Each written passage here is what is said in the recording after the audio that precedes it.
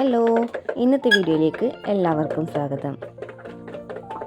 അപ്പോൾ എൻ്റെ ഈ ക്രോസ് കോഴികളിൽ ഫയോമി ക്രോസ് കോഴികളുണ്ടെന്ന് അറിയാമല്ലേ. അപ്പോൾ അവർ മുട്ടയിട്ടിട്ട് അടയിരിക്കുന്നുണ്ടോ എന്ന് കുറേ ആൾക്കാർ ചോദിച്ചിട്ടുണ്ടായിന്. അപ്പോൾ ചോദിച്ചിട്ട് കുറച്ചായി. അന്നേരം അത് മുട്ടയിടൽ സ്റ്റാർട്ട് ചെയ്തിട്ടേ ഉണ്ടായിട്ടുള്ളൂ.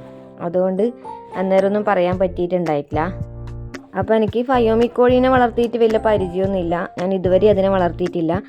അപ്പോൾ ഇത് ഞാൻ പറഞ്ഞില്ലേ, മുട്ട വാങ്ങിച്ച് വെച്ച് ഇൻക്യുബേറ്ററിൽ നിന്ന് വിരിയിച്ചെടുത്ത കോഴികളാണ്.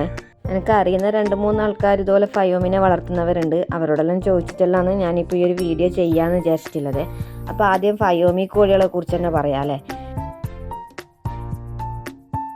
ഈ കാണുന്ന കോഴികളാണ് കേട്ടോ ഫയോമി കോഴികൾ. അപ്പോൾ ഈജിപ്ഷ്യനിലെ നാടൻ കോഴികളാണ് ഫയോമി കോഴികൾ.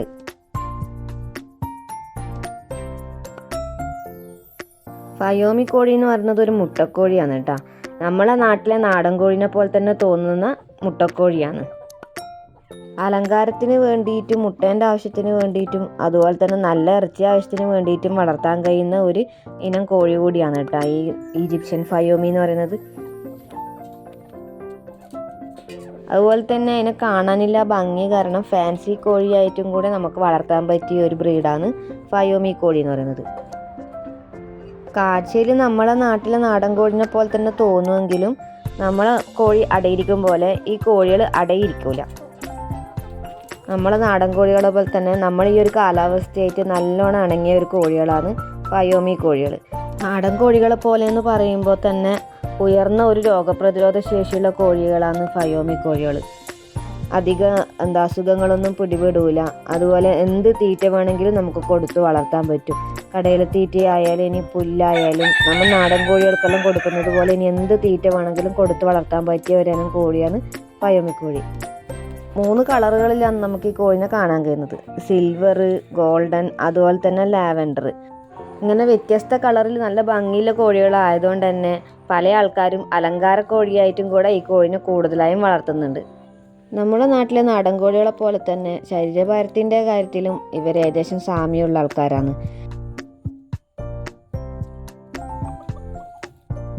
നമ്മളെ നാടൻ കോഴികൾ കഴിക്കുന്നതിനേക്കാളും കുറച്ചധികം തീറ്റ ഇവർ കഴിക്കുമെങ്കിലും കൂടി നാടൻ കോഴികൾ തീറ്റ തേടി നടക്കുമ്പോൾ നടക്കുന്നതിന് ഇവർക്ക് യാതൊരു മടിയും ഇല്ല.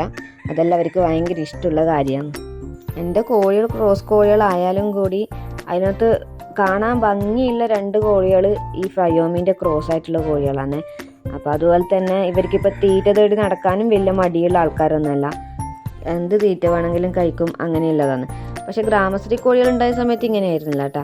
അവർ നമ്മൾ മുറ്റത്തേക്ക് ഇറങ്ങുന്ന കണ്ട് അന്നേരം ഓടി വരും. അങ്ങനെ ഒരു ടൈപ്പ് കോഴികളാണ് ഇവർ. പക്ഷേ അങ്ങനെയല്ല, എവിടെ വേണേലും പോവുകയെല്ലാം ചെയ്തോളും.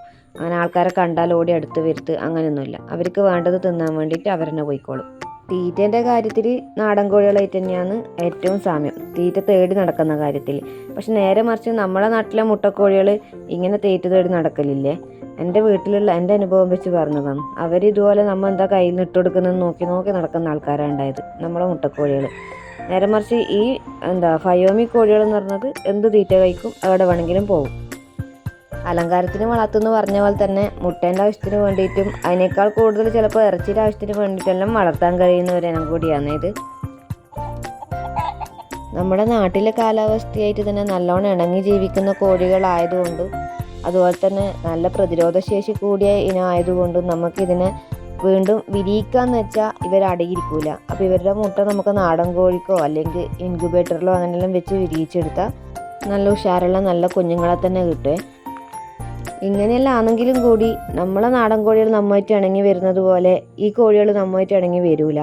അങ്ങനെയാണ് പൊതുവേ വളർത്തിയ ആൾക്കാരെല്ലാം പറഞ്ഞു കേട്ടിട്ടുള്ളത്. അവർക്കിങ്ങനെ ഭയങ്കര പേടിയാണ്, അടുത്തോട്ടേക്ക് പോവാനേ പറ്റൂല. അങ്ങനെ പേടിച്ചിട്ട് ഇങ്ങനെ 4 ഭാഗത്തേക്കൂടെ ഓടിപ്പോവില്ല ചെയ്യൽ. അത്ര അടുത്തേക്ക് പോകാൻ കഴിയാത്തൊരു ടൈപ്പ് കോഴിയാണെന്നാണ് പറയൽ. ഒറിജിനൽ ഫയോമി കോഴികൾക്ക് ആൾക്കാരെ പേടിയാണെങ്കിൽ എൻ്റെ ഈ ക്രോസ് ഫയോമികൾക്ക് അങ്ങനത്തെ പ്രശ്നമൊന്നുമില്ലേ. ഇവർ കയ്യിലെല്ലാം വന്നിട്ട് തീറ്റയെടുക്കും. അത് ചിലപ്പോൾ എൻ്റെ ബാക്കിയുള്ള കോഴികളെപ്പുറം കൂടിയിട്ടില്ല ശീലമായതുകൊണ്ടാണോ എന്നറിയില്ല. പിന്നെ മുട്ട വിരിയിച്ചെടുത്തതുകൊണ്ട് തുടക്കം മുതലേ കാണുന്നതുകൊണ്ടാണോ എന്നും അറിയില്ല. പരിചയമായില്ലേ അവർക്ക്. അതുകൊണ്ട് ഇപ്പം ആയാലും കൂടെ തീറ്റയെടുത്ത് പോകുമ്പോൾ കയ്യിലേക്ക് തന്നെ അവർ പാറി വന്നിട്ട് തിന്നാൻ നോക്കലുണ്ട്. എൻ്റെ ഈ ക്രോസ് കോഴികൾ ഫയോമി ക്രോസ് ആയതുകൊണ്ട് എല്ലാവർക്കും ഉള്ളൊരു സംശയം എന്താണെന്ന് വെച്ചാൽ ഇവർ അടയിരിക്കുന്നുണ്ടോ എന്നുള്ളതാണ്. അപ്പോൾ എൻ്റെ കോഴികളിപ്പം മുട്ടയിട്ട് തുടങ്ങിയിട്ട് കുറച്ചായി. അതിലിപ്പോൾ 2 ആൾക്കാരാണ് മുട്ടയിടുന്നത്. ഒരാൾ ആദ്യമേ മുട്ടയിടാൻ തുടങ്ങിയിട്ടുണ്ടായിന്.